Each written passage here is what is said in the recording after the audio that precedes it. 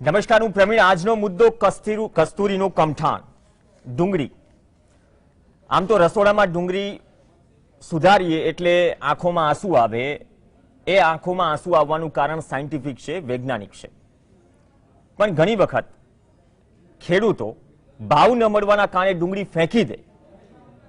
તેની પાછળનું કારણ સંગ્રહખોરી પણ છે અને મેનેજમેન્ટ પણ ગણી શકાય. અને ત્રીજી તરફ આમ જનતાને એ જ ડુંગળી બજેટ બહાર લાગે ત્યારે પણ સંગ્રહખોરી જવાબદાર છે, મેનેજમેન્ટ જવાબદાર છે. આમ તો ભારત સમગ્ર દુનિયામાં ડુંગળીની નિકાસ કરતો બીજા નંબરનો દેશ છે અને ગુજરાત ડુંગળીનું ઉત્પાદન કરતું દેશનું સૌથી મોટું 5મું રાજ્ય છે. દેશભરના ડુંગળીના ઉત્પાદનમાં 6 થી 6.5% જેટલો ગુજરાતનો ફાળો પણ છે.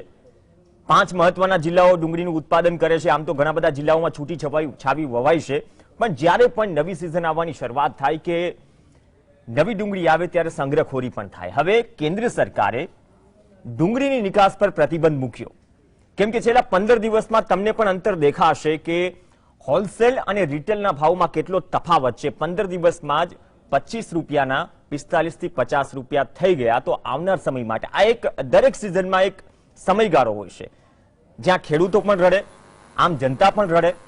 રીઝન સાયન્ટિફિક નથી હોતું, રીઝન વૈજ્ઞાનિક નથી હોતું. ત્યારે પણ સવાલ થાય કે આ વખતે ડુંગળીની નિકાસ પર આપણે પ્રતિબંધ મૂક્યો, તેનાથી આમ જનતાને કેટલો ફાયદો થશે, સાથે જ ખેડૂતોને પણ જે કોસ્ટ રોકી છે, કેમ કે 45-60 દિવસ માત્ર રોપવામાં થાય, બાદમાં જ્યારે પાક હાથમાં આવે ત્યારે અતિવૃષ્ટિ તો છે જ, ઘણી વખત વરસાદ પણ દગો દે, કુદરતનો કહેર પણ છે અને ઉપરથી ભાવ પણ.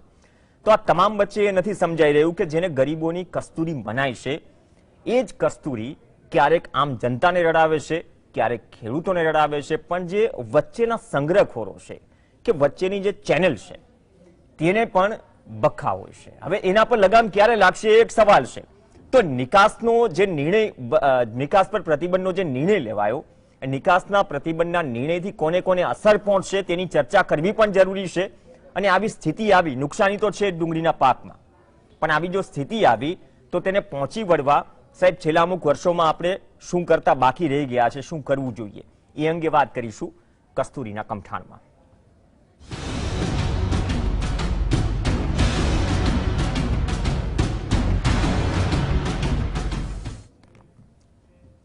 આજ મુદ્દે આપણી સાથે ચર્ચામાં સ્ટુડિયોમાંથી સાગર રબારી જોડાશે, પ્રમુખ ખેડૂત એકતા મંચ. લલિત વસોયા જોડાશે, કોંગ્રેસના ધારાસભ્ય છે, અને સાથે જ કિશનસિંહ સોલંકી જોડાશે, જે ભાજપ તરફથી પ્રવક્તા છે. ટૂંક સમયમાં જ આપણી સાથે ભાવનગરથી પણ એક મિત્ર જોડાશે, ભીમાભાઈ જાંજડિયા, જે પૂર્વ ચેરમેન છે એપીએમસીના. શરૂઆત સાગરભાઈ આપથી જ કરીએ. મેં સાયન્ટિફિક રીઝન એટલે આપ્યું કે ડુંગળી ચલો મોરીએ તો આંખમાંથી આંસુ આવે. જે નિકાસ પર પ્રતિબંધની જે વાત છે તેની સામે છે ને બે અલગ અલગ રિએક્શન છે. એક તરફ થઈ રહ્યું છે કે જનતાને છે ને ડુંગળી પોસાઈને એવા સ્તર પર પહોંચે ને એ પહેલા જ આપણે નિકાસ પર પ્રતિબંધ મૂક્યો. પણ આપણે એવા દિવસો પણ જોયા હશે કે 100 રૂપિયા કિલો પણ ડુંગળી વેચાય છે. તેના કારણો પણ અલગ અલગ હતા. તો એક પર્ટિક્યુલર સિઝનમાં એક ગાળો આવે છે, જેમ કે આ ગાળો છે કે જ્યારે નવું ઉત્પાદન આવવાનું હોય ત્યારે અગાઉની સંગ્રહખોરી હોય, સાથે સાથે ક્યાંક પાક નુકસાની હોય. તો આ નિકાસ પર જે પ્રતિબંધ છે ખરેખર આમ જનતાને ફાયદો થશે, ખરેખર ખેડૂતોને લાભ થશે કે સંગ્રહખોરો જે બે લગામ છે આટલા સમયથી કે તેને બખા જ બખા? પ્રવીણભાઈ, આનાથી એટલે ગ્રાહકોને બહુ મોટો ફાયદો થઈ જશે એ વાત માનવા હું તૈયાર નથી. ખેડૂતોને નુકસાન ખાસ તો ભાવનગર જિલ્લામાં અમુક અંશે, કારણ કે આપણા ત્યાં ખેડૂતોની પણ સંગ્રહ કરવાની બહુ ક્ષમતા નથી, અને મહારાષ્ટ્રમાં વધારે પ્રમાણમાં ખેડૂતોને નુકસાન જશે. દેશમાં ડુંગળીના ઉત્પાદનમાં મહારાષ્ટ્ર પહેલે નંબરે છે, ગુજરાત 5મે નંબરે છે. સૌથી મોટું ડુંગળીનું બજાર આખા દેશમાં નાસિકનું લાસલાગંજ છે, એ ડુંગળીનું મુખ્ય સેન્ટર ગણાય છે. પણ બીજી રીતે ભાવનગરનું જે મહુવા છે ને એને પણ ભારતની ડુંગળીની રાજધાની કહેવાય છે. એ રીતે કે જેટલો અહીંયા સ્થાનિક વેપાર છે, લગભગ માત્ર મહુવામાં 115 થી વધારે તો ડુંગળી અને લસણના ડિહાઇડ્રેશન પ્લાન્ટ છે. અને હવે ફ્રાય અનિયન એટલે કે તળેલી ડુંગળીની નિકાસનું પણ એક નવું બજાર ખોલ્યું છે અને મહુવાથી ડુંગળી યુરોપ આખામાં, રશિયામાં અને મધ્ય એશિયાના આરબ દેશોમાં મોટા પ્રમાણમાં નિકાસ થાય છે. લગભગ 1500 કરોડનું ટર્નઓવર માત્ર મહુવાનું છે આ ડુંગળીનું. એટલે ખેડૂતોના બજેટમાં ડુંગળીનું શું મહત્વ છે બજેટમાં ખેડૂતોના, એ એના ઉપરથી દેખાય છે. ગુજરાતમાં 20,000 હેક્ટર કરતા વધારે વાવેતર વિસ્તાર તો માત્ર ભાવનગર જિલ્લામાં છે. હવે આ નિકાસ પ્રતિબંધથી અત્યારની સ્થિતિ જોઈએ તો જે ખેડૂતો પાસે થોડો ઘણો માલ પડ્યો છે એમને અત્યારે 2 પૈસા કમાવાની તક હતી, એના ઉપર બ્રેક વાગી જવાની છે. આ પહેલી વસ્તુ છે. બીજું કે વરસાદને કારણે ડુંગળીના પાકમાં ખૂબ મોટા પ્રમાણમાં નુકસાન થયું છે અને જ્યારે સૌથી વધારે વાવેતર વિસ્તાર ભાવનગર જિલ્લો હોય તો સ્વાભાવિક જ છે કે ડુંગળીને સૌથી વધારે નુકસાન ભાવનગર જિલ્લામાં થયું છે. હવે વિચિત્રતા જુઓ સરકારી યોજનાઓની કે ભાવનગર જિલ્લાના જ ખેતીવાડી અધિકારી કહે છે કે આ જિલ્લામાં કોઈ નુકસાન નથી એટલે આખા જિલ્લામાં ક્યાંય સર્વે કરવાનો નથી. આ જે એમની ઓફિશિયલ અમારા પ્રમુખ મળ્યા એમણે કહ્યું છે. એટલે આખા જિલ્લામાં સર્વે નથી કરવાનો અને ડુંગળીનું વાવેતર સૌથી વધારે ભાવનગર જિલ્લામાં છે. સરકારી યોજનાનો વિરોધાભાસ બતાવું છું, જાહેરાતનો. બીજો વિરોધાભાસ 2017માં ડુંગળીના ખેડૂતોને 1 કિલોએ 1 રૂપિયો બોનસ ગણીએ કે સબસિડી ગણીએ ગુજરાત સરકારે આપવાની જાહેરાત કરી હતી. માત્ર મહુવાના થોડાક ખેડૂતોને આ 1 રૂપિયો મળ્યો છે 2017નો. કિલોએ 1 રૂપિયા, મણના 20 રૂપિયા લેખેની સહાય તળાજા હોય, ભાવનગર હોય કે મહુવાના બાકીના ખેડૂતો, આમાંથી કોઈને સહાય મળી નથી. વર્ષો એટલે 18માં ઉઘરાણી થઈ, 19માં ઉઘરાણી થઈ, 20માં ઉઘરાણી થઈ. સરકાર પાસે આ ખેડૂતોને 1 કિલોએ 1 રૂપિયો સહાય આપવાના પૈસા નથી. આજે પણ ત્યાં એ ખેડૂતોની યાદીઓ પડી છે. દર વર્ષે જિલ્લા ખેતીવાડી અધિકારી મોકલે છે, એપીએમસી મોકલે છે, ખેડૂતો ઉઘરાણી કરે છે અને પૈસા આવતા નથી. આ સરકારની સંવેદનશીલતાના 2 ઉદાહરણ મેં તમારી સામે મૂક્યા. ઓકે, ચલો આ 2 ઉદાહરણ છે કિશનસિંહ. બિયારણ છે ને ક્યારેક 3000 કિલોએ પહોંચી જાય ડુંગળીનું. આજે 2000 થી 2300 રૂપિયા બિયારણનો ભાવ છે, પણ ક્યારેક 3000 પણ પહોંચી જાય છે. અને તમે જાણો છો કે ખરીફ સિઝન, લેટ ખરીફ સિઝન, રવિ પાકમાં પણ ડુંગળી હોય, પણ જ્યારે છે ને પાક તૈયાર હોય ને કે અથવા પાક બચેલો હોય ને કે ડુંગળી પર રોવાનો જ વારો આવે. આમ જનતાને પણ વારો આવે છે, ખેડૂતોને પણ વારો આવે છે. હવે નિકાસથી જે વાત કરી કે નિકાસથી ચલો એટલો બધો શું ફરક નહીં પડે આમ જનતાને, કેમ કે આપણે જાણીએ છીએ કે જથ્થાબંધ અને રિટેલ ભાવ વચ્ચે કેટલો ડિફરન્સ હોય છે. આજકાલ તો મોલમાં પણ સેલ ચાલે છે આટલા ઓફ ડુંગળીમાં. એટલે કે આ જ ડુંગળી જ્યાં આપણે આટલું બધું ઉત્પાદન કરીએ છીએ, ગુજરાતની જ વાત કરીએ, ગુજરાતમાં આટલું બધું આપણે ઉત્પાદન કરીએ છીએ, દેશના જીડીપીમાં આટલો બધો ફાળો છે, 6.5% જેટલું ઉત્પાદન આપણે કરીએ છીએ, છતાં પણ આવી સ્થિતિ. હવે આના માટે મિસમેનેજમેન્ટ જવાબદાર ગણાવવું, સંગ્રહખોરી પર લગામ નથી લાગી એની વાત કરવી, એ કેટલી વ્યાજબી?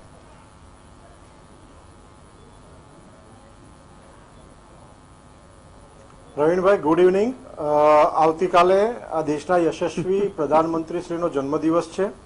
સેવા સપ્તાહ અમે ઉજવી રહ્યા છીએ અને માત્ર ને માત્ર કિસાનો માટે સંસદમાં આજે 3 બિલો પસાર થયા છે, ચર્ચામાં છે.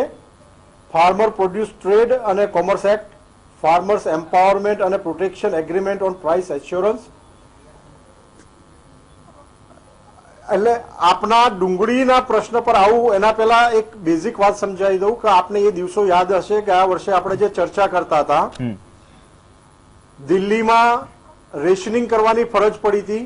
દેશના મોટાભાગના એરિયામાં આ રેશનિંગની ફરજ પડી હતી. એવી ડુંગળી જો સરકાર, ગ્રાહક અને પ્રોડ્યુસર વચ્ચેનો તાલમેલ નથી સાધી શકતી તો ડુંગળી સામાન્ય પ્રજાની જે કસ્તુરી કહેવાય છે ને કેવા રડાવે છે, એ આઝાદીથી લઈને અત્યાર સુધી લગભગ દરેક સરકારોએ આ દેશમાં જોયું છે. આપણે એમાંથી શીખ્યા છીએ કે જ્યારે અતિવૃષ્ટિ આખા દેશમાં છે, ભારે વરસાદ છે, પાકને નુકસાન છે,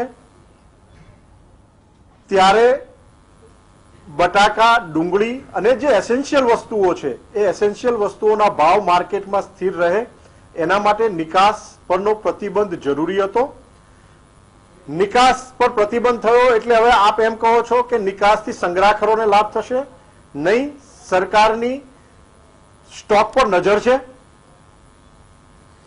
અને ક્યાંય પણ કાળા બજાર નહીં થવા દે. રહી વાત ભાવની, યસ ભાવ વધ્યા છે. દર ચોમાસામાં શાકભાજીના ભાવ, મારી પાસે છેલ્લા 10 વર્ષનું લિસ્ટ છે, સાગરભાઈ બેઠા છે અને સાગરભાઈ પાસે તો અપ ટુ ડેટ માહિતી છે. દર ચોમાસામાં અથવા અતિવૃષ્ટિમાં શાકભાજીના ભાવો વધે છે અને કમ્પેરેટિવ ટુ અધર યર્સ આ વર્ષના ભાવ એટલા હજી વધારે નથી થયા જેટલા આપણે ગત વર્ષોમાં ભોગવ્યા છે. સરકારના સંપૂર્ણ નિયંત્રણ હેઠળ છે ભાવો અને હોપફુલી ભાવો નિયંત્રણ હેઠળ જ રહેશે. પરિસ્થિતિઓ અતિવૃષ્ટિની હોવાથી અને મહારાષ્ટ્ર, આંધ્રપ્રદેશ, ગુજરાત મેજર પ્રોડ્યુસ સ્ટેટો હોવાથી સોફાર કોઈ તકલીફ દેખાતી નથી. ભાવો ટૂંક સમયમાં કંટ્રોલમાં આવી જશે. બધે ઉઘાડ નીકળવાનો હવે ચાલુ થયો છે. કિશનસિંહ, એ તો આવશે. આ 2 મહિના દર વર્ષે હોય છે. એક તરફ ડુંગળીમાં નુકસાની છે એની વાત કરો છો. આજે ચલો કૃષિ અધિકારી કહે છે ભાવનગરમાં કે જ્યાં ભાવનગરમાં સૌથી વધુ ડુંગળી વવાય છે ગુજરાતમાં, ત્યાં તો નુકસાની છે નહીં. એટલે ગામ તકલીફ ઉપર ગામ દેવા જેવી સ્થિતિ થઈ. આ કોન્ટ્રાડિક્શન છે. પ્રવીણભાઈ, પર્ટિક્યુલર આપણે ગુજરાતની વાત કરીએ સાહેબ, કેમ કે તકલીફમાં બંને જગ્યાએ તકલીફ છે. આજે તમને પણ ખબર છે આમ જનતાની બજેટ બહાર ડુંગળી છે, એ જ ડુંગળી ખેડૂતોને ફેંકવી પડી રહી છે. એટલે આપણે એ વચ્ચેની કડીને થોડી સરખી સમજીએ. બિલ અને યોજનાઓ આવતી રહેશે. તમામ સરકારો આવકાર્ય છે, તમામ બિલ, તમામ સારી યોજનાઓ. ચોક્કસપણે ગઈકાલની જેમ અમલવારીમાં જે અધિક માસ હોય છે એ થપ્પો કેમ લાગી જાય છે?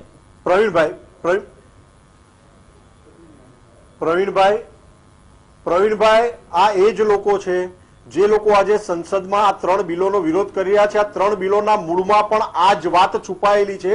આ જેપી નડ્ડાજી, અમારા અધ્યક્ષશ્રી, આજ પ્રેસ મીડિયા વાર્તાલાપમાં વાત સ્પષ્ટ કરી ચૂક્યા છે કે ખેડૂતને એના પોતાની પ્રોડક્ટના ભાવો આખા ઇન્ડિયામાં રિયલ ટાઈમ મળી રહે એ માટેની વ્યવસ્થાઓ ગોઠવવાની વાત છે. પોતે અત્યાર સુધી જે એપીએમસી ને જ માલ વેચી શકતો હતો, અનાજ વેચી શકતો હતો, બાગાયતી પાકો માટે પણ નિયંત્રણો હતા.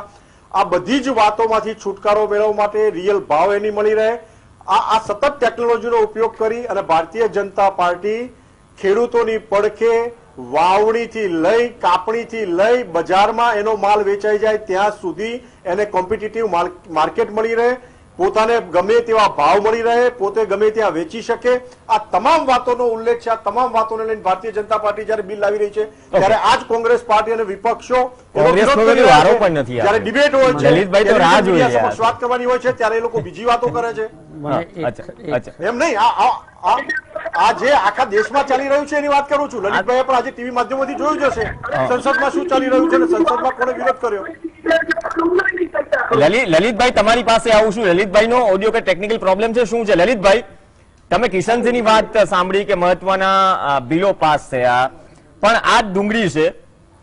મેં ભાવનગરની એટલે વાત કરી, સાગરભાઈએ કહ્યું કે ભાવનગરમાં ચલો કહે છે કે ભાઈ નુકસાની તો છે ને, મેક્સિમમ વાવેતર ભાવનગરમાં થાય છે. આપણે 5 જિલ્લાની વાત કરીએ તો હવે પેલા સાગરભાઈ કઈક કહેવા માંગે છે. લલિતભાઈ, બાદમાં તમારી પાસે આવું છું. એટલે ભાવનગરનું તો મેં ઉદાહરણ આપ્યું. ભાવનગર પછી બીજા નંબરે રાજકોટ છે, જુનાગઢ છે અને હવે તો છેક દેવભૂમિ દ્વારકા સુધી. એટલે આખા વિસ્તારમાં ડુંગળીના પાકને મોટું નુકસાન થયું જ છે. એટલે માત્ર ભાવનગર નહીં. બીજું, કિશનસિંહભાઈને કદાચ યાદ હશે કે નહીં, આપણે જયારે લોકડાઉન દરમિયાન ચર્ચા કરતા હતા અને ખેડૂતોને 60-70 રૂપિયા મણ ડુંગળી વેચવી પડી છે કિશનસિંહભાઈ, એ વખતે મેં કહ્યું હતું, ઓફ ધી રેકોર્ડ પણ કહ્યું હતું અને ડિબેટમાં પણ કહ્યું હતું કે આજે ખેડૂતોને રડાવે છે. જો તમે વ્યવસ્થા નહીં ગોઠવો તો થોડાક દિવસ પછી આ ગ્રાહકોનો અને સરકાર બંનેને રોવડાવશે ડુંગળી. આપણે એ સંગ્રહની વ્યવસ્થા નથી કરી શક્યા, એટલા માટે આજે આ ડિબેટની જરૂર ઊભી થઈ છે. જો સંગ્રહ કરી શક્યા હોત તો આ સવાલ ઉભો ના થાત. ઓકે, ચલો, 2 અલગ અલગ તબક્કા છે. સૌરાષ્ટ્ર ને મહારાષ્ટ્રની આજે આપણે 4176 ક્વિન્ટલ આયાત થઈ છે આજે જ. લલિતભાઈ, આંકડાઓની વાત તો થઈ, તમે ભૂતકાળ અને વર્તમાનમાં પણ બધા બંને પક્ષો. આવું છું કિશનસિંહ તમારી પાસે. હવે નિકાસ પર પ્રતિબંધ લાગ્યો, હવે એવો એશ્યોરન્સ મળી જાય કે આમ જનતાને પણ થોડીક રાહત થશે, ખેડૂતોને પણ થોડીક રાહત થશે, પણ ક્યારેક ભરાવો થાય. આજે ઘણી બધી જગ્યાએ આ નિયમ આવ્યો તો એપીએમસીઓમાં ભરાવો છે જ. દેશના અલગ અલગ રાજ્યોમાં, મહારાષ્ટ્ર છે, કર્ણાટક છે, અહીંયા ભરાવો છે જ. ક્યાં લઈને જશું ફરી? હવે આ પરિસ્થિતિ તો બંને માટે ઠીક નથી. એની વાત તો એ છે કે વિકાસના કારણે સૌરાષ્ટ્રના અને સમગ્ર દેશના જે મધ્યપ્રદેશ, મહારાષ્ટ્ર અને ગુજરાતની અંદર ડુંગળીનું વાવેતર થાય છે એના ખેડૂતોને પારાવાર નુકસાની જવાની છે. અત્યારે ડુંગળીના બિયારણનો ભાવ 50,000 રૂપિયા મણનો ભાવ છે, 50,000 થી 60,000 રૂપિયા સુધી. ત્યારે ખેડૂતોનું ઉત્પાદન બજારમાં આવે, બગડેલો માલ બાદ કરતા સારા માલના ભાવ છે. અત્યારે ખેડૂતોને સારા માલના ભાવ સૌરાષ્ટ્રની અંદર 300 રૂપિયા મણમાં મળે છે. 300 થી 350 રૂપિયા એપીએમસી ના ભાવ છે.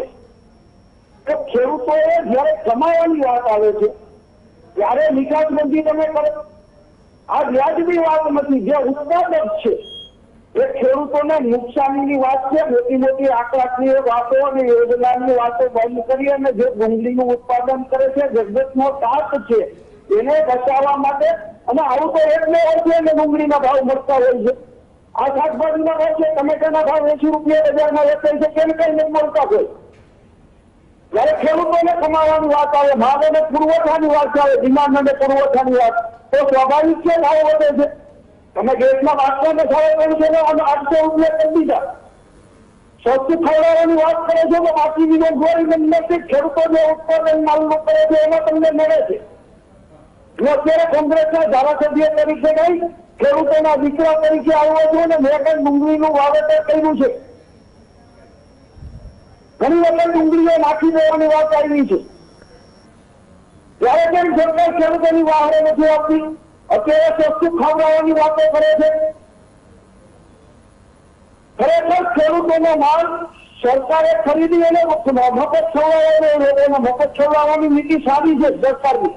2 રૂપિયા કિલો ઘઉં આપો, એમ ડુંગળી મફત આપો એને મફત સારી છે, પણ ખેડૂતોને તો પોષણક્ષમ ભાવ આપો. આ શાકભાજી છે બગડી ગયા છે એટલે ભાવ વધે છે. આ ડુંગળી રૂપિયા કિલો અમે વેચી છે. આજે એ ડુંગળીમાં 15 રૂપિયા છે તો પેટમાં તેલ મેળવે છે. આ વ્યાજબી વાત નથી પ્રવીણભાઈ. કિશનસિંહ, જે લોકડાઉનની વાત કરી કે ભાઈ લોકડાઉનમાં છે ને મજબૂરી હતી, 60 થી 70 મણ, 60 થી 70 રૂપિયા મણ વેચાઈ રહી હતી. ઘણી વખત આપણે છે ને એક તરફ સંગ્રહખોરી છે, એક તરફ આપણી સંગ્રહ શક્તિ. વર્ષમાં દેશમાં કેટલું અનાજ પલળવાના કારણે, સડવાના કારણે કરોડો, હજારો કરોડનું અનાજ તમે જાણો છો, એ અનાજ કદાચ જે જગ્યાએ પહોંચવું જોઈએ નથી પહોંચી શકતું.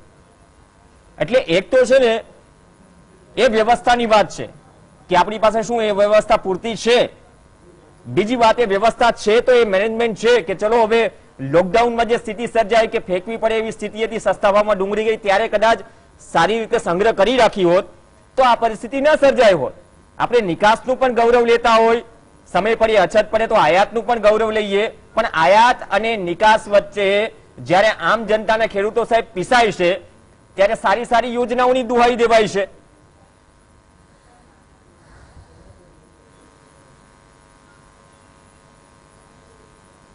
પ્રવીણભાઈ, હમણાં લલિતભાઈ કરેક્ટલી વાત કરતા હતા એમના શાસનની. મારે કોંગ્રેસ અને ભાજપ વચ્ચે આ ડિબેટને નથી લઈ જવી. ખેડૂતોની વાત છે એટલે ખેડૂતો પૂરતી રાખવી છે. પણ આપે જે વસ્તુ હમણાં કીધી એ લાખો કરોડો ટન અનાજ અને બાકીની વસ્તુઓ જે રેલવે સ્ટેશનો પર બગડતી હતી, પલળતી હતી, ઉંદરડાઓ ખાતા હતા, આ કોંગ્રેસના સમયમાં થતું હતું. છેલ્લા આજે નથી થતું. 6 થી 7 વર્ષનો એનડીએ સરકારનો કાર્યકાળ બતાવો અને મને એક પણ ન્યૂઝ પ્રિન્ટમાં કટિંગ બતાવો. ના, છેલ્લા 6 વર્ષ, આજની વાત નથી કરતો. નરેન્દ્રભાઈએ પ્રધાનમંત્રી તરીકેનો કાર્યભાર સંભાળ્યો ત્યારથી આજ સુધી ક્યાંય પણ કોઈ રેલવે સ્ટેશન પર માલનો ભરાવો થયો હોય, બગાડ થયો હોય, એક પણ વાત નથી થઈ. એ કોંગ્રેસના શાસનની વાત આપે કરી. પણ સારું, કેટલી એપીએમસીમાં કેટલા છાપરા, આજે ખાલી એની વાત કરી દો ને. ગુજરાતમાં કેટલી એપીએમસીમાં કેટલા છાપરા છે સાહેબ, કેટલી એપીએમસીમાં દર વખતે તમારી પાસે આનો જવાબ જાય છે. એની પણ વાત કરું છું કેમ કે આજે કોઈ દિલ્હી પહોંચી નિકાસ બંધ થઈ છે સાહેબ, પાછી નહીં જાય, વરસાદ પડે તો શું કરશો? પ્રવીણભાઈ,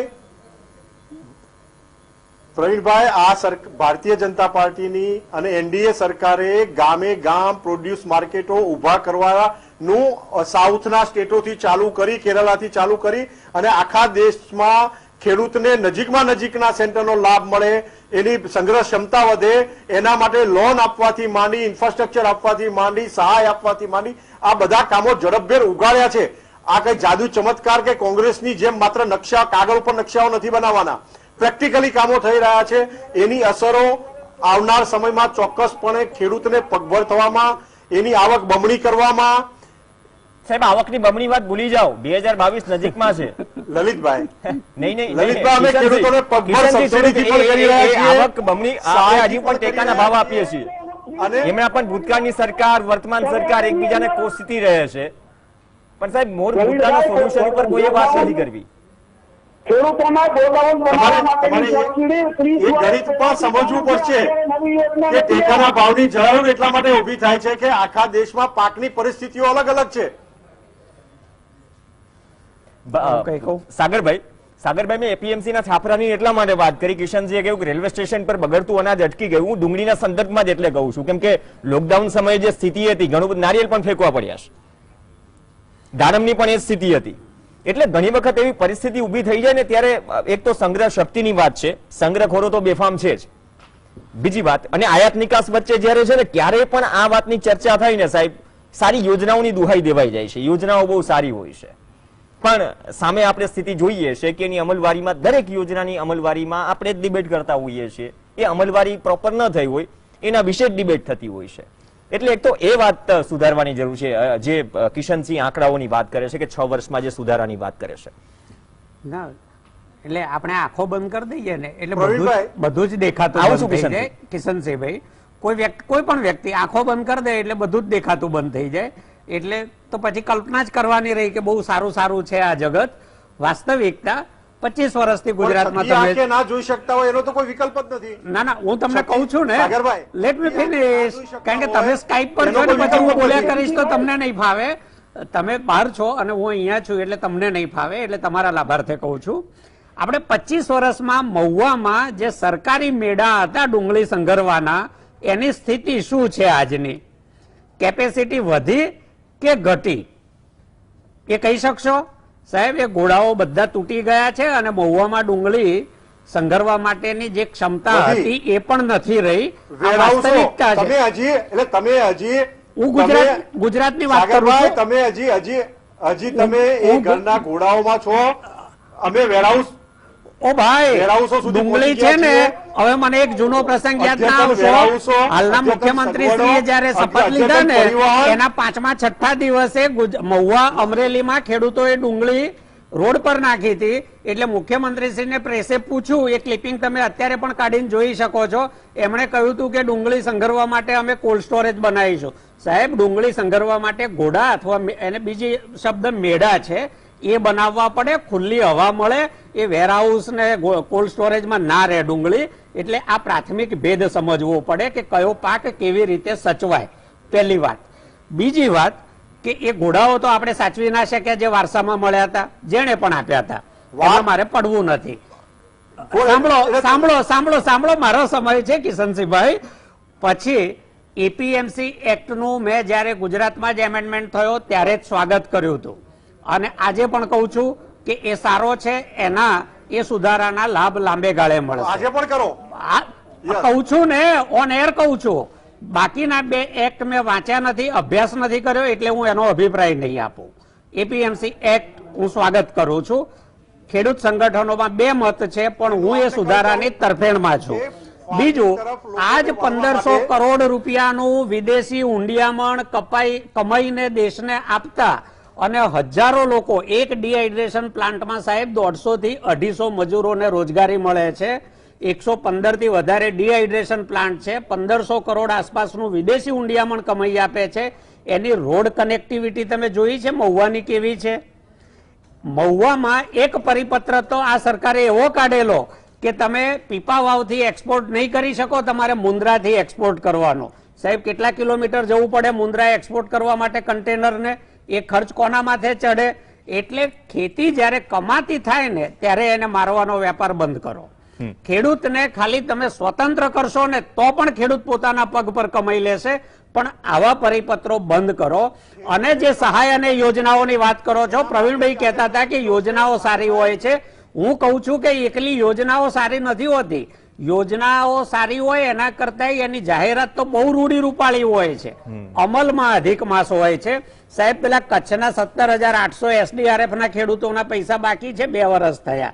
સુરેન્દ્રનગરમાં 3,000 ખેડૂતોના પૈસા બાકી છે, એને પણ 2 વર્ષ થયા.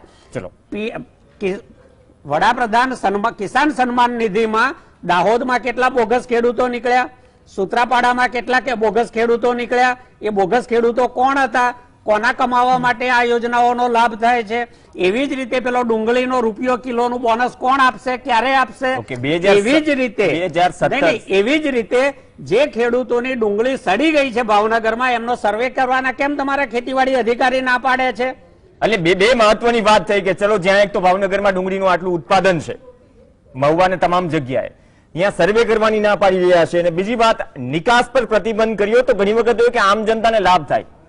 હવે 15-20 દિવસમાં કે 1 મહિનામાં આમ જનતા પણ મહેસૂસ કરી લે કે આમ જનતાને કેટલો લાભ થાય છે. તેના સામે જે કોસ્ટિંગ થાય છે એગ્રીમાં, કેમ કે બંને તરફ શું ડિમાન્ડ સપ્લાયનો જે રૂલ છે, એ ડિમાન્ડ સપ્લાયના રૂલમાં આ જે વચ્ચે લોજિકની આંટી ઘૂંટી છે ને, એ ક્યારે સમજાતી નથી. સંગ્રહખોરો પર વાત કરીશું, સંગ્રહ શક્તિ કેટલી છે એના ઉપર પણ વાત કરીશું, એપીએમસી પર પણ વાત કરીશું. વધુ એક મહાનુભાવ બ્રેક પાસે જોડાશે, એક બ્રેક માટે રોકાઈશું ને બ્રેક બાદ એ જ વાત કરીશું કે સાહેબ, દર વખતે જો ડુંગળીની આ ચર્ચા હોય, ક્યારે ખેડૂતોને રડાવે, આમ જનતાને રડાવે, તો પછી આયાત નિકાસ સિવાય કઈ એવી બાબતો છે જેના ઉપર લોકલ લેવલે આપણે ધ્યાન કેન્દ્રિત કરવાની જરૂર છે. બ્રેક બાદ કસ્તુરીનું કમઠાણ, આમ તો ડુંગળીનો ડંખ, ભાવનો ડંખ, ક્યારેક આમ જનતાને રડાવે, ક્યારેક ખેડૂતોને રડાવે. ચર્ચા આગળ વધારીએ. કિશનસિંહ, તમારી પાસે આવું, પરંતુ એ પહેલા લલિત વસોયા પાસે પણ જઈશ. લલિતભાઈ, આયાત નિકાસની વાતમાં ચલો ભાજપ કહેશે ભૂતકાળમાં આવું હતું, આટલા છાપરા ઓછા હતા, વધુ હતા, ઇન્ફ્રાસ્ટ્રક્ચર થયું, હજુ બાકી છે. પણ મુખ્ય વાત સાહેબ એ છે કે આયાત નિકાસ સિવાય જે લોકલ ઇશ્યુઝ છે, આપણે જાણીએ છીએ કે શું સ્થિતિ છે. પીપાવાવનું જે ઉદાહરણ આપ્યું સાગરભાઈએ, એ સિવાય પણ ઘણી બધી બાબતો છે જે જમીની સ્તર પર સૂચન સ્વરૂપે મૂકી શકાય. કેમ કે અત્યારે તો એ જ રસ છે, અત્યારે ખેડૂતો જે છે એને એ ચિંતા હશે કે સાહેબ કમાવાનો સમય કે પૈસા વાવેતરના કાઢવાનો સમય આવ્યો ત્યારે તો ટ્રકો ફૂલ થઈ ગઈ એપીએમસીમાં. બીજી તરફ આમ આદમી કહે છે કે સાહેબ હવે તો 45-50 ઓવરટેક થશે, ક્યાંક 100 રૂપિયા ડુંગળીનો ભાવ ન થઈ જાય. તો આ વસ્તુ થોડી બેલેન્સ કરવા માટે, એવું નથી પરમેનન્ટ સોલ્યુશન કોઈ એક સ્ટેપમાં આવી જાય, પણ થોડી બેલેન્સ કરવા માટે જમીની સ્તર પર સૂચન શું આપવું વિપક્ષ તરીકે?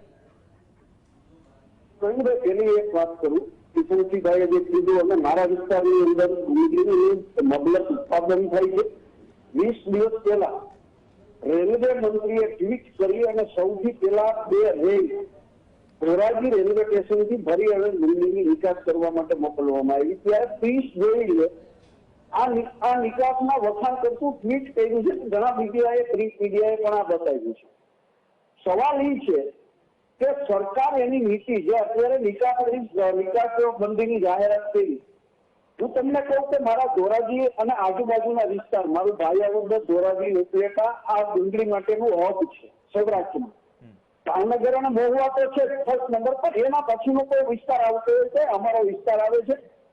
500 ગાડી ડુંગળી, એના 80 નીકળી ગયા છે બાંગ્લાદેશની બોર્ડરે. આ ગાડીઓ પડી છે. ખેડૂતો સીધો માલ, ખેડૂતો જાગૃત છે, સીધો માલ બહાર મોકલે છે. તો આજે ગાડીઓ અટકેલી પડી છે, ગાડીઓના ભાડા, એનું શું? ઓછીથી તમે નિકાસબંધી કરજો. અને બીજી વાત એ છે કે સરકારે નીતિ ઘડતા પહેલા જે ઉત્પાદકો છે, જે ખેડૂતો છે, ખેડૂતોનો પણ વિચાર કરવો ઘટે. આજે સમગ્ર સૌરાષ્ટ્ર અને સમગ્ર દેશની અંદર અતિવૃષ્ટિને કારણે ડુંગળીનો પાક 80 થી 90% જેટલો નિષ્ફળ ગયો છે. એના કારણે ડુંગળીના ભાવ વધતા થાય છે. અને સ્વાભાવિક છે, દર ચોમાસાની અંદર શાકભાજીના ભાવ પણ આવી રીતે વધતા હોય. ત્યારે ટમેટા મેં અગાઉથી જેમ કહું છું કે 80 રૂપિયા બજાર માર્કેટમાં મળે છે. તો આની સંગ્રહખોરી ડુંગળી છે, તો ડુંગળીની સંગ્રહખોરી લાંબો સમય સુધી પીળી પત્તી હોય તો એની થાય છે. તો સફેદ ડુંગળી કે બાકીની ડુંગળીની સંગ્રહ તમે કરી શકતા નથી. તો ખેડૂતોને આવો ભાવનો લાભ 3 વર્ષે 1 વખત મળતો હોય છે. ખેડૂતોને સંજોગો ત્યારે કહેવા આવે કે ડુંગળી રોડ ઉપર ફેંકી દેવી પડે, ત્યારે સરકાર ખેડૂતોની વહારે નથી આવતી. ત્યારે જે લોકોને સસ્તું ખાવા મળે છે, રૂપિયા કિલો ડુંગળી બજારની અંદર મળે છે, ત્યારે પણ અમે કહી છીએ કે ભાઈ ખેડૂતોને પોષણક્ષમ ભાવ મળે એટલા માટે ડુંગળી તમે ખરીદો. અને જયારે હોય ત્યારે વાત કરવામાં આવે કે ગોડાઉન બનાવવા માટેની સબસિડી અને લોનો આપવામાં આવે છે. આ લોનો તો પ્રવીણભાઈ, હું સહકારી મંડળીનો પ્રમુખ 30 વર્ષ થયા છું. 30 વર્ષ પહેલા પણ મેં ધોરાજીની અંદર આવા ડુંગળીના મેળા સબસિડી વાળા આપવા માટેની લોન મેં મારી મંડળીમાંથી ખેડૂતોના આપી છે, સેંકડો ખેડૂતોને. એટલે આ નવી યોજના નથી, પરંતુ ખેડૂતોનો ખ્યાલ કરી અને ખેડૂત તમારે લોકોને સસ્તું ખવડાવવું છે, ખવડાવો. આ દેશની અંદર જે ગરીબ લોકો છે એને સસ્તું અને વ્યાજબી ભાવે ખાવાનું મળી રહે એ બરોબર છે, સરકાર કોઈ પણ સરકારની નીતિ. પણ એની સામે જે ખેડૂતો ઉત્પાદક છે એનો તો તમે વિચાર કરો. અત્યારે 80% ડુંગળી મળી ગઈ છે, એનો સર્વે સાગરભાઈએ કીધું એમ કરવામાં નથી આવતો. આ રેકડ ઉપર સાબિતીની વાત છે, અત્યારે ડિબેટમાં કરવી આસ્થાને નથી. પરંતુ જે મોંઘા ભાવનું બિયારણ 50 થી 60,000 રૂપિયા મણનો બિયારણનો ભાવ હોય, ખેડૂતો એનું ઉત્પાદન કરે, તમે બીજી ખાતરનો ભાવ ગણો, મજૂરીનો ભાવ ગણો, અત્યારે 250-300 રૂપિયા ખેત મજૂરીના ભાવ ચાલે છે. એનો લણવાનો ભાવ ગણો, બીજે 10 થી 12,000 રૂપિયા ખેડૂત મગફળી ડુંગળી લણવાના થાય છે. તો ખેડૂતોને એનો પોષણક્ષમ ભાવ મળી રહે તો જ ખેડૂતો ડુંગળીનું ઉત્પાદન કરશે. એટલે ખેડૂતો આવા જ સંજોગો રહેશે કે ભાવ વધારાની શક્યતા હોય ત્યાં તમે નિકાસબંધી કરી લો તો ખેડૂતો જાય છે. ઓકે છે ને, અલગ અલગ જગ્યાએ બહુ લેટ સિઝનમાં, લેટ ખરીફમાં વવાય છે, રવિ સિઝનમાં વવાય છે, પરંતુ આ જે ગાળો છે ને એમાં સાગરભાઈ હું ખોટું ન હોઉં તો મેક્સિમમ ઉત્પાદન આવતું હોય છે. ઓવરઓલ આ 3-4 વખત પેચીસમાં વવાય છે. પણ કિશનસિંહ, બહુ સારી વાત કરી. અચાનક કે એક જાત કે ઘણું બધું થયું છે. અહીંયા કોઈ વિષયાંતર કરવાની વસ્તુ નથી. નોટબંધી અચાનક થઈ, જો આમ જનતા પરેશાન થઈ, ફાયદા નુકસાન એ બાદમાં બંને પક્ષો ગણાવજો, આજની ડિબેટમાં નહીં, જ્યારે ત્યારે હોય ત્યારે. બીજી વાત, લોકડાઉન એક ઝાટકે થયું, ફાયદા નુકસાન પણ ત્યારે બંને પક્ષો ગણાવજો, આ ડિબેટમાં નહીં, બીજી ડિબેટમાં. ડુંગળીની નિકાસ પણ એક ઝાટકે બંધ કરી, અને એમાં પણ જે રીતે લોકડાઉન અને નોટબંધીમાં જે આમ જનતા પરેશાન થઈ ને, એમાં આમ જનતા અને ખેડૂતો પરેશાન છે. એટલે એનું મેનેજમેન્ટ હવે કરવાની સરકારની જવાબદારી તો છે જ, પણ મેનેજમેન્ટ 100% ન થાય ને તો એ તકલીફ થાય સાહેબ. કિશનસિંહ,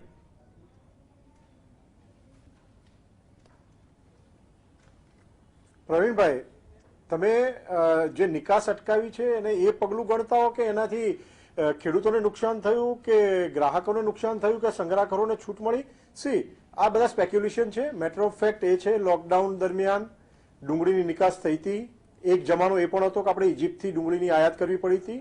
અત્યારે ગ્રાહકોની સુરક્ષા જાળવવા માટે, ખરીદદારોની સુરક્ષા જાળવવા માટે, અને મેટર ઓફ ફેક્ટ મારી વાત બોલતા પહેલા એક વાત બીજી કહી દઉં કે ક્યારેય પણ બજારમાં ડુંગળી કે બટાકાના ભાવ વધ્યા છે એનાથી ખેડૂતોને સીધો ફાયદો નથી થયો. એ બધા મિત્રો જાણે છે, જે લોકો માર્કેટમાં છે, ખેડૂત માર્કેટમાં છે, એપીએમસી બધા જાણે છે કોને ફાયદો થાય છે. હકીકત એ છે કોને ફાયદો થાય છે એ વાત કરું છું. રિટેલ અને નહીં, રિટેલ અને જથ્થાબંધ આ ડિફરન્સ જ નથી સમજાતો કિશનસિંહ.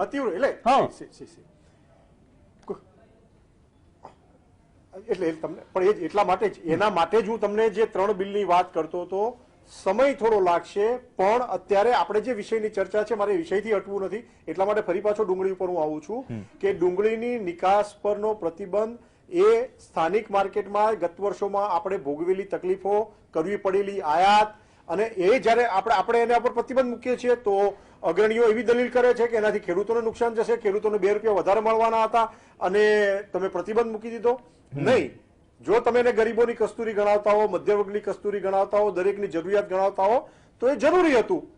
કારણ કે દેશમાં ડુંગળીના ભાવ સ્થિર રહે, સંગ્રહખોરી પર પણ લગામ જરૂરી હતી સાહેબ. પણ કબૂલી ચૂક્યા, સાગરભાઈ બી કબૂલી ચૂક્યા, સમયસર સંગ્રહ કરવો પણ જરૂરી હતો. મુદ્દો એ છે, આમાં કઈ કર્યું એમાં ખોટું નથી, પણ મુદ્દો એ છે સમય એવો છે. અતિવૃષ્ટિ, હા, સમય એવો છે. સંગ્રહખોરી અને સંગ્રહ શક્તિ, પ્રવીણભાઈ, આ બે વિશે પણ ડિટેલમાં ઉતરવું પડશે કિશનસિંહ. બંને પક્ષોએ જ્યાં જેની સરકાર છે અને ચોક્કસપણે પ્રવીણભાઈ મહારાષ્ટ્ર અને કેરાલા અને આંધ્રપ્રદેશમાં ડુંગળીની સિઝનો અલગ છે, ગુજરાતમાં અલગ છે. અહીંયા અલગ છે. ત્યાં ખેત પેદાશો ડુંગળીની જે છે એની સિઝન, ખરીદી અને વેચાણ નો સમયગાળો થોડો ડિફરન્શિયલ છે.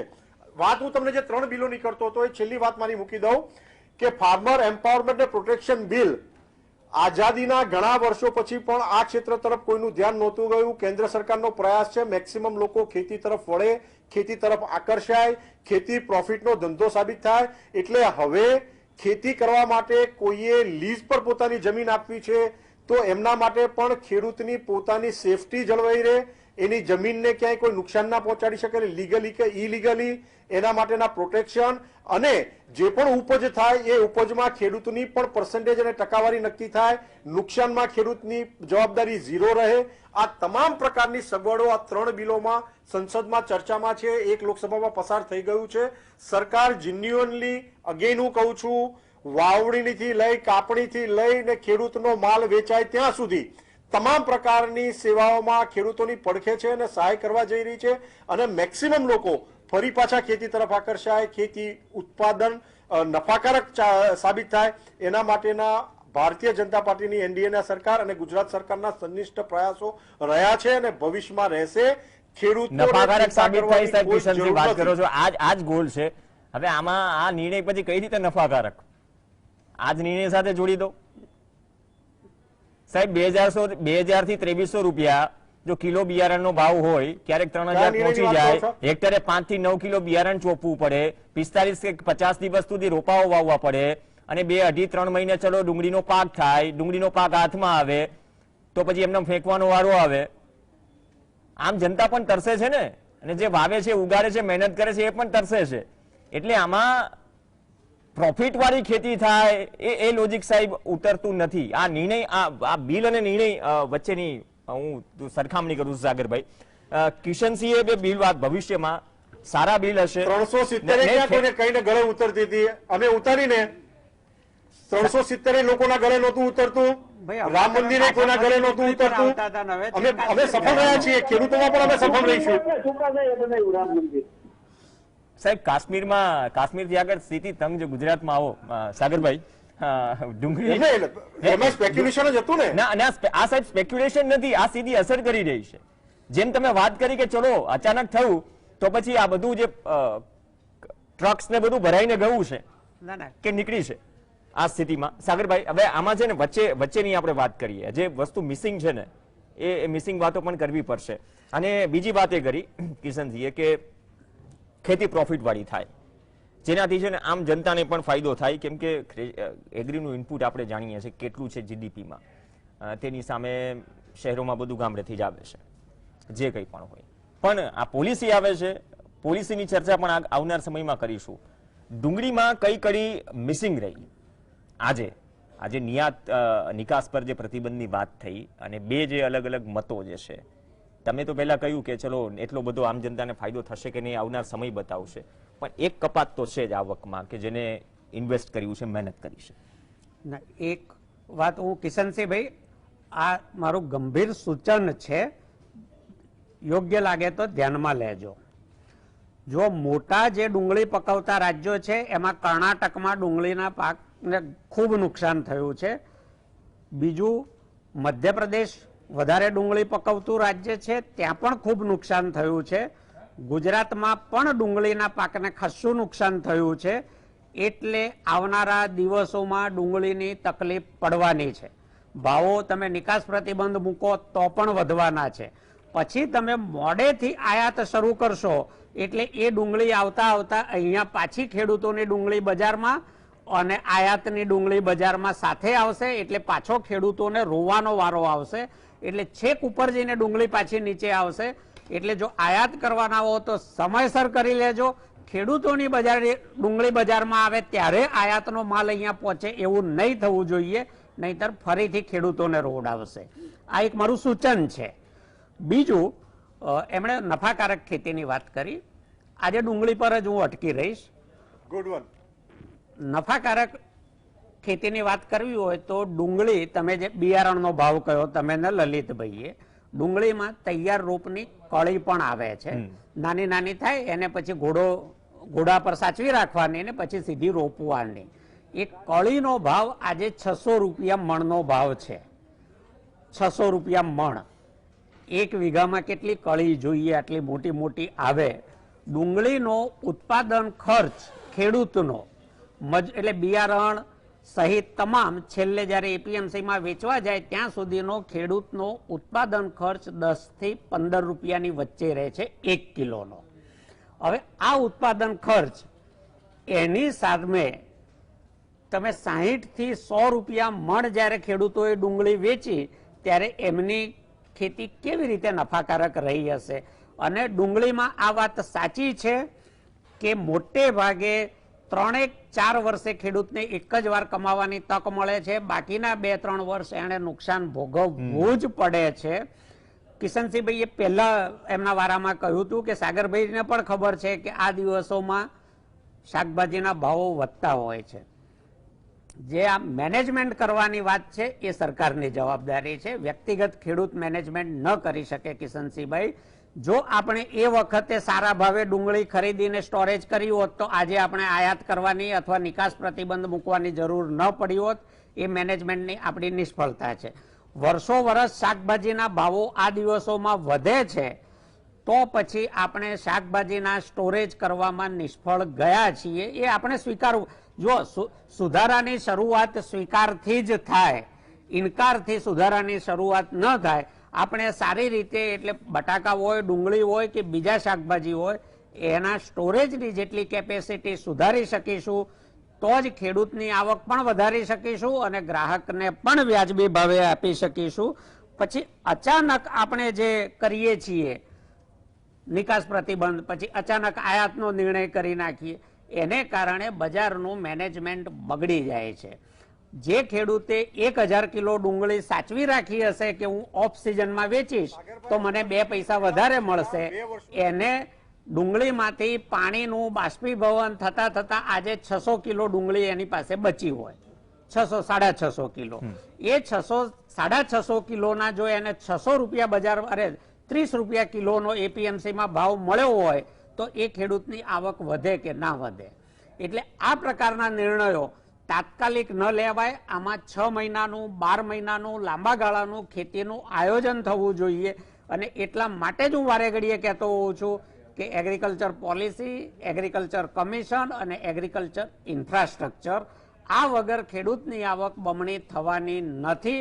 આ વાસ્તવિકતા છે કિશનભાઈ. આપણે એ દિશામાં આગળ ચાલવું જ પડે. કોઈ પણ પક્ષની સરકાર હોય, હું પક્ષમાં નથી જતો, કોઈ પણ પક્ષની સરકાર હોય એના લાંબા ગાળાની નીતિ સાથે જો એમાં મૂડીરોકાણ ન થાય અને પદ્ધતિસર આગળ ન વધીએ તો દર સિઝને આ બંને પ્રકારની ચર્ચાઓ આપણે કરતા જ રહીશું, પણ ખેડૂતની આવક બમણી નહીં થાય. ઓકે, ચલો લલિતભાઈ,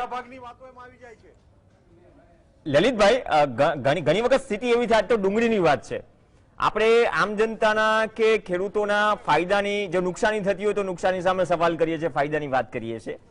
પણ મોટાભાગના કેસમાં જનતાના ફાયદામાં બંને પક્ષની હામાં હા હોવી પણ જરૂરી છે. બંને પક્ષની, હું કોઈ વિપક્ષની જ વાત નથી કરતો, હું સત્તા પક્ષની પણ વાત કરું, માત્ર સત્તા પક્ષની ને વિપક્ષની પણ વાત કરું છું અલગ અલગ સિચ્યુએશનમાં. એ હામાં હા છે ને એટલી મોડી થાય છે ને કે જે સાગરભાઈ કહે છે કે લાંબા ગાળાનું આયોજન, હા, એમાં છૂટી જાય છે. આપણે ઘણા બધા ઉદાહરણ આપી શકીએ. તો એ હામાં હા થવી પણ જરૂરી છે ને. ઓલા રાજ્યમાં આ છે, આ રાજ્યમાં આ છે, કદાચ એ તમામ સાથે મળીને કોઈ એક વિષય પર સોલ્યુશનની સારી બાબતો કે નેક્સ્ટ સ્ટેપ પર ત્યારે જ જઈ શકીએ કે જ્યારે એક જ વસ્તુમાં આપણે કદાચ સોલ્યુશનની વાત કરતા હો તો બંને સમયસર હામાં હા મિલાવે. રંગભાઈ, આપની વાત સાથે હું સહમત છું.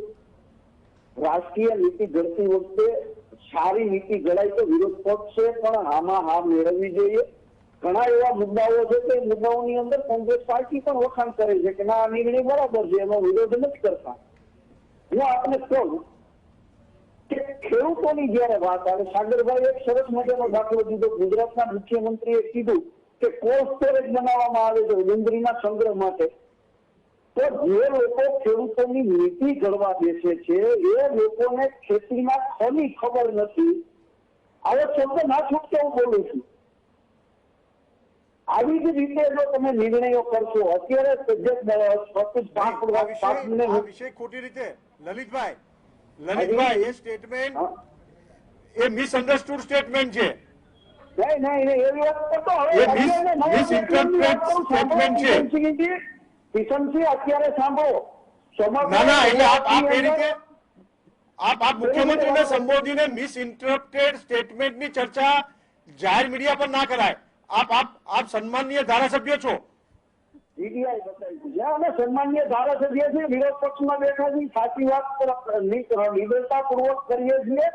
હું તમને કિશનસિંહભાઈ બીજી વાત કરું, અત્યારે અતિ વરસાદને કારણે જે નુકસાનીનો સર્વે ચાલે છે એ નુકસાનીનો સર્વે ચાલે છે એમાં તમે સરકારે ગાઈડલાઈન એવી આપી છે કે 33% પાક મરી ગયો હોય તો એ પાક નિષ્ફળ ગયો છે. મગફળી આજની તારીખમાં પાણીમાં છે, મગફળીના ગોળવા ચડી ગયા ઉપર ઝાડવા નીકળે છે તો એમાં નુકસાની નહીં કરવાની. કપાસના પાકની અંદર ઉપરના છોડ લીલા છે તો એમાં નુકસાની નહીં. અને નીચેથી કપાસ મરી ગયો છે. તમારી નીતિ ખેડૂતો ખેતી સાથે જોડાયેલા લોકો કિશનસિંહભાઈ કરો, જેને ખેતી વિશેની ખબર હોય એ ખેતીની નીતિ ઘડી શકે. તમે ફક્ત ખેતીવાડી અધિકારીને જે સૂચનાઓ આપો, ખેતીવાડી અધિકારી પાસે રિપોર્ટ માંગો એવા રિપોર્ટ આવે.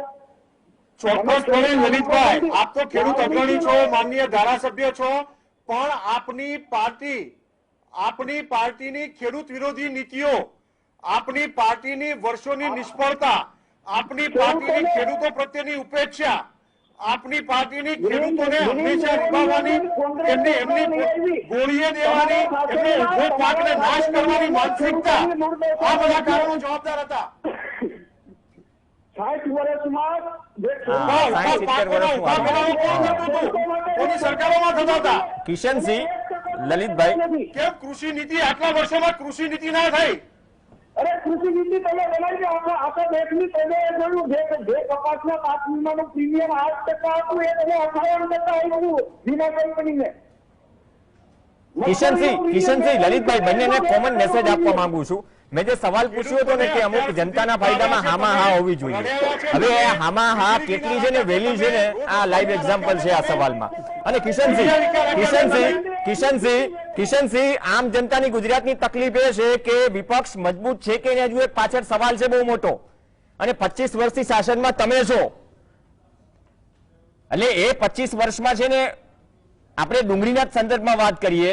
જે રીતે વાત કરી કે ભાવનગરમાં સાહેબ આ સ્થિતિ છે, હજુ પણ નુકસાની સ્વીકારવા તૈયાર નથી. તમે નુકસાનીની વાત કરો, નુકસાની સ્વીકારવા તૈયાર નથી, તો આનાથી વિશેષ મજબૂરી તો કઈ ગણવી?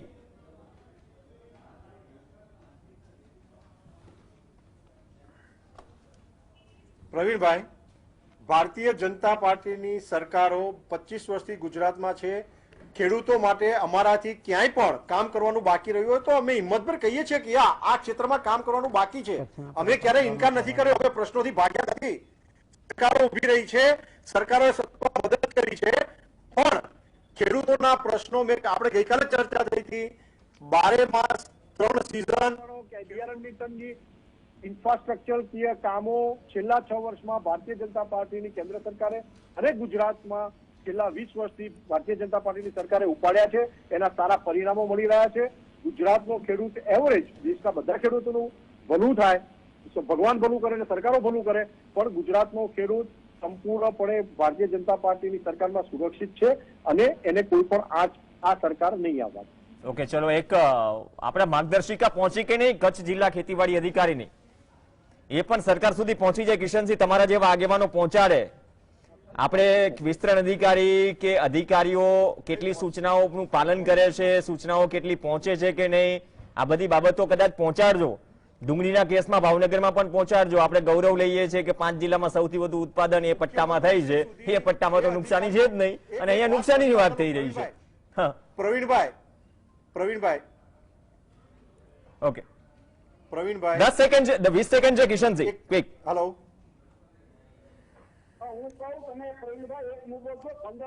પ્રવીણભાઈ, આપની અને સાગરભાઈની અને લલિતભાઈ ત્રણેયની વાતનો એક જવાબ આપું કે અત્યાર સુધી જેટલી પણ વાતો છેલ્લા વર્ષ દરમિયાન ડિબેટ દરમિયાન ખેડૂત અગ્રણીઓ પર્ટિક્યુલર સાગરભાઈએ સરકારને લખી છે, પ્લીઝ આ 3 મુસદ્દાઓ જે લોકસભા રાજ્યસભામાં છે જોઈ લે.